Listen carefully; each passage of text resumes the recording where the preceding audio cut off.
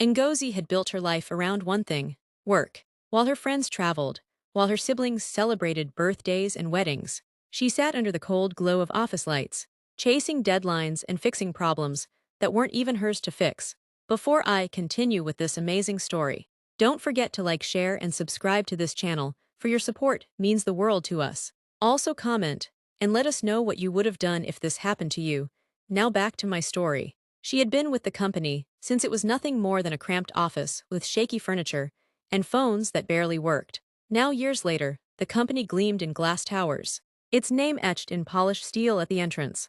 And she had been there through it all, every late night, every emergency, every crisis no one else wanted to handle. Her boss, Mr. Daniels, had once praised her loyalty. "Ngozi, you're the backbone of this company," he had said after a particularly grueling quarter. Those words had kept her going, had convinced her that all the sacrifices, the sleepless nights, the missed family dinners, the exhaustion that clung to her bones, would one day be worth it. She had trained countless young hires, patiently teaching them the ropes. Some came and left within months, but she stayed. She stayed because she believed in loyalty, because she believed if she gave enough of herself, the company would give something back. But lately, she noticed whispers, younger employees glancing at her when they thought she wasn't looking, the HR manager sending her polite but sharp reminders about adapting to new trends. Even her own trainee, a bright, ambitious young man named Kelvin, had started speaking over her in meetings, as though her years of experience were just a shadow he was waiting to step out from. Still, she ignored it. She told herself she was imagining things. After all, hadn't Mr. Daniels promised her a promotion? A bigger role was supposed to be announced at the end of the quarter. She had been preparing herself for it, carefully documenting her achievements, ready to finally claim what she deserved. As she sat at her desk late that night, the office empty except for her, Ngozi smiled faintly. Just a little longer, she whispered to herself, typing away. After all these years, it's finally my turn. But she had no idea that her sacrifices were about to be twisted into the cruelest betrayal of her life. The email came at 8:03 a.m. sharp. Subject: meeting at 10 a.m. mandatory. Ngozi's heart skipped. It was from Mr. Daniels himself. She had been waiting for this moment, the promised promotion, the recognition of decades of sacrifice. She smoothed her skirt, adjusted her glasses, and gathered her neatly prepared folder of accomplishments. At exactly 10, she stepped into the glass-walled office. Mr. Daniels sat behind his mahogany desk, fingers steepled, his expression unreadable. Kelvin, her trainee, was already there, leaning back in his chair with the smug confidence of someone who hadn't yet earned the right to it. "Sit down, Ngozi," Mr. Daniels said, his tone clipped. She sat, her folder balanced on her knees. "I've compiled." He cut her off with a wave of his hand. "Let's get straight to it. Times are changing. Ngozi, the industry is moving fast, and frankly, so are we." A prickle of unease crept down her spine. "Sir, I've adapted to every." Again, he didn't let her finish. His words fell like stones. "You've been reliable. Yes, but you're slowing down. You don't fit the image of where this company is headed." She blinked, unsure if she had heard right. "Slowing down." Kelvin's smirk widened. Mr. Daniels continued, his voice like ice. "We need fresh blood. Energy, someone who represents the future. That's why, as of next quarter, Kelvin will be taking over your role." For a moment, silence filled the room. The hum of the air conditioner, the faint chatter from the floor outside, all of it blurred as her ears rang. Kelvin leaned forward, his grin careless. "Don't take it personally, Ngozi. It's just progress." Her chest tightened, the folder slipping slightly in her hands. Decades of loyalty, years of sacrifice, dismissed in a few cold sentences. Mr. Daniels gave a final nod, already turning back to his computer. "Pack up your desk by the end of the week. HR will process your exit." Ngozi stood on unsteady legs, her throat dry. She had walked into that office expecting her future. Instead, she had been handed her humiliation. And as she stepped out, the whispers that had haunted her suddenly made sense. The betrayal had been planned long before she walked into that room. The walk from Mr. Daniels' office back to her desk felt like the longest of Ngozi's life. Every step echoed on the tiled floor, as if the whole building wanted to announce her downfall. She kept her chin high, her folder clutched tightly against her chest, but she could already feel eyes on her. The office buzz had shifted. Conversations dipped as she passed. Whispers rose behind her back. By the time she reached her desk, Kelvin was already there. He leaned casually against her chair. chatting with a group of younger staff. They laughed at something he said. But the moment they spotted her, their laughter died into smirks. Clearing out so soon, one of them asked under their breath, pretending to shuffle papers. Ngozi ignored it. Her hands trembled slightly as she opened her drawer, pulling out the little pieces of her life, framed photos of her children, a chipped coffee mug from her first year, sticky notes filled with reminders that once meant everything.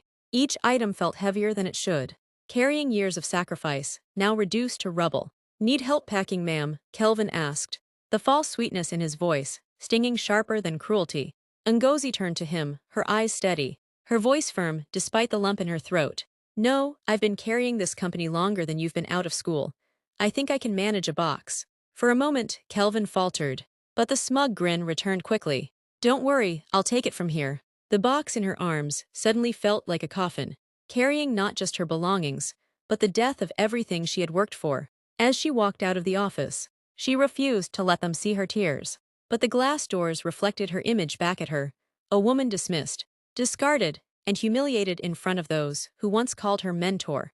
Outside, the wind cut cold against her face. For the first time in decades, Ngozi was free of the company she had given her life to. But freedom didn't feel like relief. It felt like betrayal. And betrayal had a way of planting seeds, seeds that would one day grow into revenge. The first week after leaving the office felt like an endless blur. Ngozi woke up at 6 a.m., as she always had, her body trained by decades of routine. But instead of preparing for meetings and reviewing reports, she sat on the edge of her bed, staring at the walls. For the first time in years, her phone didn't buzz with emails or calls. Silence pressed in on her like a heavy weight. Bills began to pile up on the kitchen table.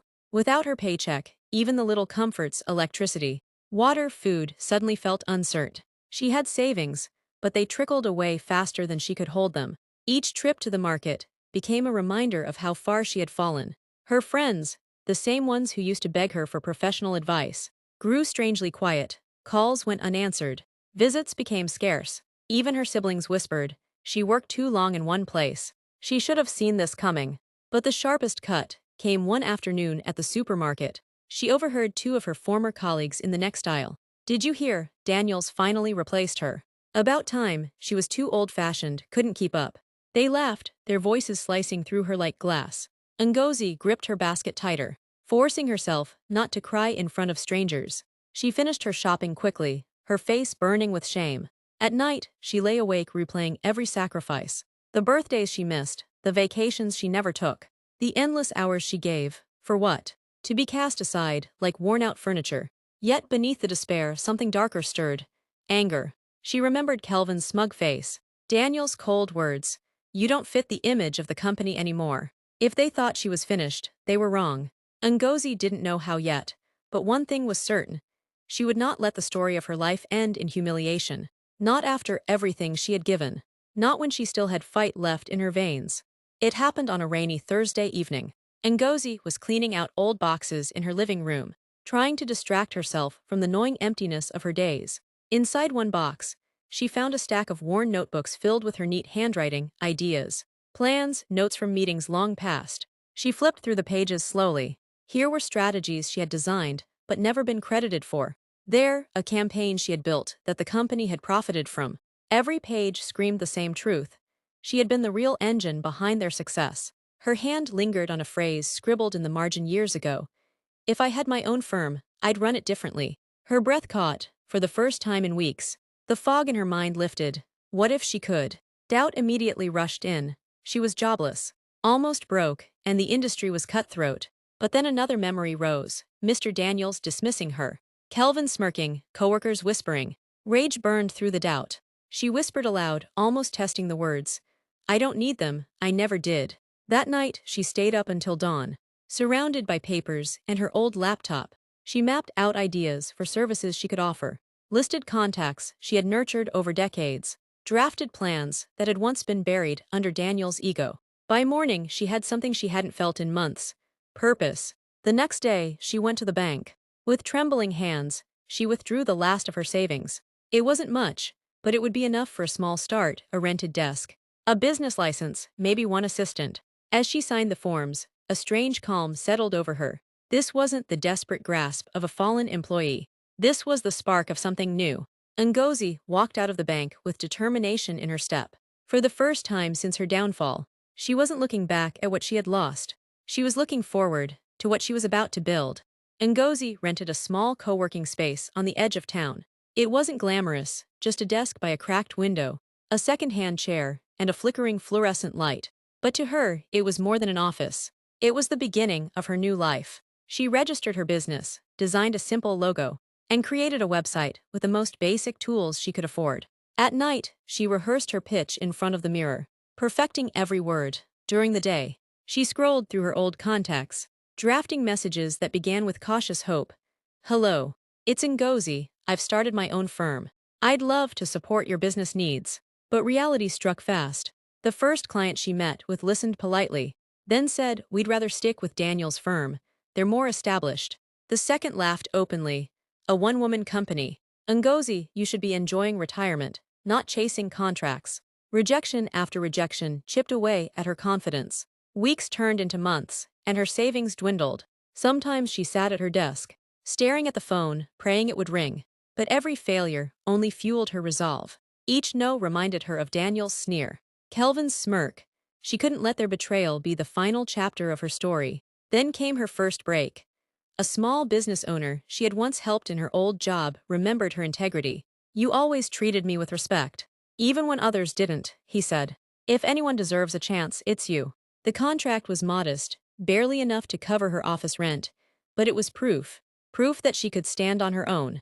Proof that someone still believed in her. Ngozi poured herself into the project, working nights again, but this time for herself, not for someone else's empire. And when the client saw results, word began to spread. Slowly, her empty calendar started to fill. The whispers that once mocked her began to change. Ngozi wasn't done. She was just getting started. Ngozi's tiny firm limped through its first year. The contracts were small local businesses, mom-and-pop shops, organizations that couldn't afford bigger agencies. But she treated every client like they were worth millions. She listened, she strategized, and she delivered results. One afternoon, while reviewing invoices at her desk, her phone buzzed. The number on the screen made her heart stop. It was a multinational client, one she had once managed flawlessly at Daniel's company. The man on the line spoke with hesitation. "Ngozi, we heard you left Daniel's and company honestly. Things haven't been the same since. Their new team isn't delivering. Could you handle our next campaign?" Her throat tightened. This wasn't just a job. It was the opening she had been waiting for. "Yes," she said, steadying her voice. "I can." The contract was bigger than anything she'd touched since leaving her old office. It demanded everything: sleepless nights, endless calls, and a small team she had to quickly assemble. But Ngozi poured herself into it with a hunger she hadn't felt in years. When the campaign launched, the results exceeded every expectation. Sales skyrocketed. The client sang her praises publicly, and within weeks, others began to follow. Suddenly, the same companies that had once dismissed her were calling back. Her inbox overflowed with inquiries. Investors began circling, eager to back the woman everyone had written off. Meanwhile, whispers spread through the industry. Daniel's firm was faltering. Clients complained of careless mistakes, missed deadlines, and an inexperienced leadership team. Kelvin, the so-called future, was drowning. For the first time since her fall, Ngozi walked into meetings, not as the discarded veteran, but as the visionary who was rewriting the game. Late one night, she sat in her now bustling office, surrounded by her growing team. The sound of keyboards clicking, phones ringing, ideas flowing, it was the music of a business coming alive. She smiled faintly. The humiliation of the past still burned, but now it fueled her. The woman they had called too old was becoming unstoppable. Within 2 years, Ngozi's firm had become the name on everyone's lips. What began as a single desk in a rented co-working space was now a buzzing office filled with young, ambitious staff who admired her. Her company wasn't just surviving, it was thriving. Clients praised her integrity, her attention to detail, and her uncanny ability to anticipate market shifts. What set her apart wasn't flashy slogans or inflated promises. It was the wisdom Daniels had once dismissed as old-fashioned. At every conference, she noticed the shift. Where people once avoided her, now they leaned in to listen. Journalists requested interviews. Industry blogs called her a trailblazer redefining leadership. Meanwhile, Daniels and Company was unraveling. Rumors trickled in at first, missed deadlines, Botched campaigns, high staff turnover. The once glamorous firm was bleeding clients, many of them migrating to Ngozi's team. Even Kelvin, the golden boy who had replaced her, had gained a reputation for arrogance and carelessness. One evening, while reviewing quarterly results, Ngozi came across something that made her pause. Daniels & Co.'s biggest contract, the one that had kept them afloat for years, was about to expire, and the client had reached out to her firm for a proposal. It was poetic. The same account she had once nurtured for Daniels, the one that made his company millions, was now slipping through his fingers and landing in her lap. Her staff celebrated when they secured the deal, but Ngozi stayed quiet, her expression thoughtful. Victory wasn't about gloating. It was about proving that resilience outlasted arrogance. Still, she couldn't ignore the irony. The company that had cast her aside as too old was collapsing under the weight of its own hubris. And for the first time in years, she felt no anger, no bitterness, only clarity. Her rise was no accident, it was justice. And soon, justice would bring her face to face with the man who had once ended her career. The grand ballroom glittered with chandeliers as the industry's elite gathered for the annual business summit. CEOs mingled, investors whispered over champagne, and journalists prowled for stories. Ngozi walked in, every eye turning toward her. She wore a deep emerald dress that commanded respect without a word.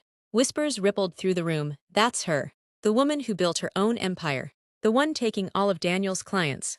She moved with quiet confidence, shaking hands, exchanging smiles. She belonged here now, not as an underdog but as a force. Then she saw him.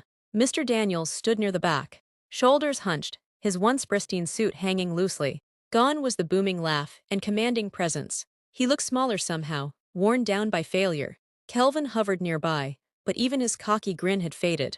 The irony twisted like fate.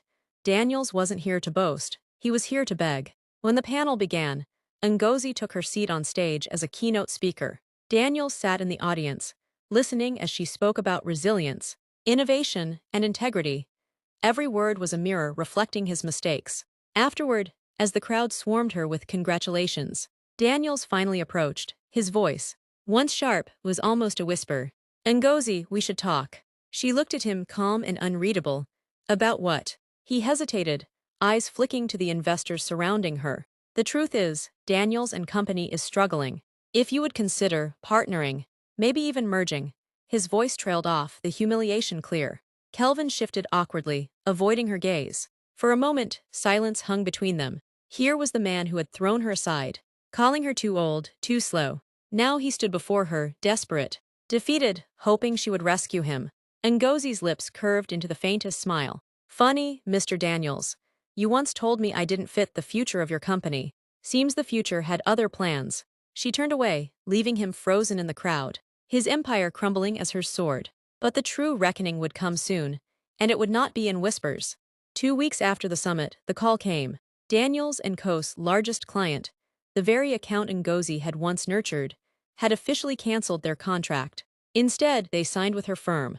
The news spread like wildfire through the industry. Investors pulled out, staff resigned in droves, and the once mighty Daniels & Company collapsed like a house of cards. Headlines called it the fall of a giant, but insiders knew the truth. The company hadn't fallen, it had been outgrown, outclassed, and outlived by the woman they once discarded.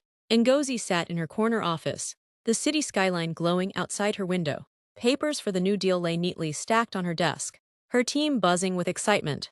Yet for her, this wasn't about contracts or profits. It was about justice. The final twist came at a board auction weeks later. Daniels, desperate to salvage something, had put up his company's assets for sale. Ngozi attended, calm and composed. As bids flew around the room, she raised her hand. Silence fell. She wasn't just taking clients. She was buying the very pieces of the empire that had tried to erase her. And when the gavel fell, it was official. The Daniels legacy was no longer his. As she walked out of the auction hall, reporters swarmed her. One shouted, Ngozi, what do you have to say about Daniels losing everything? She paused, her eyes steady, her voice calm but cutting. They said I was too old. Turns out, experience doesn't age, it builds empires. The cameras flashed, her words echoing across headlines the next day. Meanwhile, Daniels sat in his empty office for the last time, staring at the bare walls, realizing he had been undone by the very woman he underestimated. Ngozi didn't gloat. She didn't need to. Her revenge wasn't in destroying him. It was in proving she didn't just survive without him, she thrived. And she had built something greater. The final chapter was his downfall, and hers was only the beginning. Years later, the name Ngozi carried a weight the industry could not ignore. What began with a single desk and dwindling savings had grown into one of the most respected firms in the nation. Her office, once dim and lonely, was now filled with life, designers sketching bold campaigns, strategists debating ideas, young interns soaking up her wisdom. She was no longer just a CEO. She was a mentor, a symbol of resilience for those who had been told their time was over. Every award she collected, every headline that praised her rise, reminded her of the night she walked out of Daniel's office carrying a cardboard box of belongings. That humiliation had become her fire. But more than success, Ngozi built something deeper, a culture. Her company became known for valuing people others dismissed, older workers, women, dreamers who had been overlooked. To her, they weren't liabilities. They were powerhouses waiting to be seen. One afternoon, she stood at the balcony of her headquarters, watching the city hum below. A young employee approached. Nervous, Madame Ngozi, can I ask you something? She turned, smiling warmly. Of course. Is it true your old boss once said you were too old for this industry? Ngozi chuckled softly, her eyes reflecting both pain and pride. Yes, and I thank him every day for it. Without those words, I might never have discovered who I truly was. The employee's eyes lit up with admiration. And in that moment, Ngozi realized her story wasn't just her own. It was a torch passed to others, proof that rejection could become redirection, and betrayal could be the soil where greatness grew. Her empire wasn't built on revenge alone. It was built on resilience, wisdom, and the courage to begin again when the world tried to end her. And so, her legacy was sealed. The woman, they said, was too old had become the future itself.